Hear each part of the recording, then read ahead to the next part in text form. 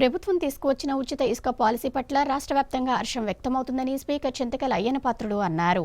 అనకాపల్లి జిల్లా నర్సీపట్నంలో ఇసుక డిపోను ఆయన పరిశీలించారు.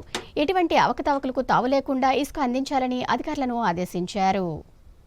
అనకాపల్లి నర్సీపట్నం ఇసుక డిపోను స్పీకర్ చింతకాయల అయ్యన్నపాత్రుడు సోమవారం పరిశీలించారు. ఇసుక కొనుగోళ్లు రసీదులు తనిఖీ చేశారు. ఈ సందర్భంగా ఆయన మాట్లాడుతూ నర్సీపట్నం డిపోలో 63,000 మెట్రిక్ టన్నుల ఇసుక ఉండాలని, ప్రస్తుతం అంతకన్నా తక్కువ ఇసుక ఉందని, ఇది ఏమైందో అధికారులు లెక్క తేల్చాలని ఆదేశించారు. ఈ ఇసుకను రాజమండ్రి నుంచి లారీల్లో తరలించారని, దీనికి ఎన్ని లోడ్లు వచ్చాయో ఎలా తెలుస్తుందని, ఎవరు సమాధానం చెప్తారని ఆర్డీఓ జయరామును ప్రశ్నించారు. అనుమతి లేకుండా వచ్చిన లారీలను నర్సీపట్నం టౌన్ లోకి ఎలా అనుమతించారని పోలీసులను స్పీకర్ చింతకాయల అయ్యన్నపాత్రుడు ప్రశ్నించారు. ఈ విషయమై మైనింగ్ ఎండి ప్రవీణ్ తో స్పీకర్ అయ్యన్నపాత్రుడు సంప్రదించారు. నర్సీపట్నం డిపోలో ఎంత ఇసుక వచ్చింది, ఎంత బయటికి వెళ్లింది అన్నది లెక్క తేల్చాలని కోరారు. ఇప్పటికే రాజమండ్రి, అనకాపల్లి జిల్లా కలెక్టర్లతో మాట్లాడడం జరిగిందని, ప్రజలకు ఎటువంటి అసౌకర్యం లేకుండా ఇసుక ఇప్పించాలని ఎండి ప్రవీణ్ ను స్పీకర్ అయ్యన్నపాత్రుడు కోరారు.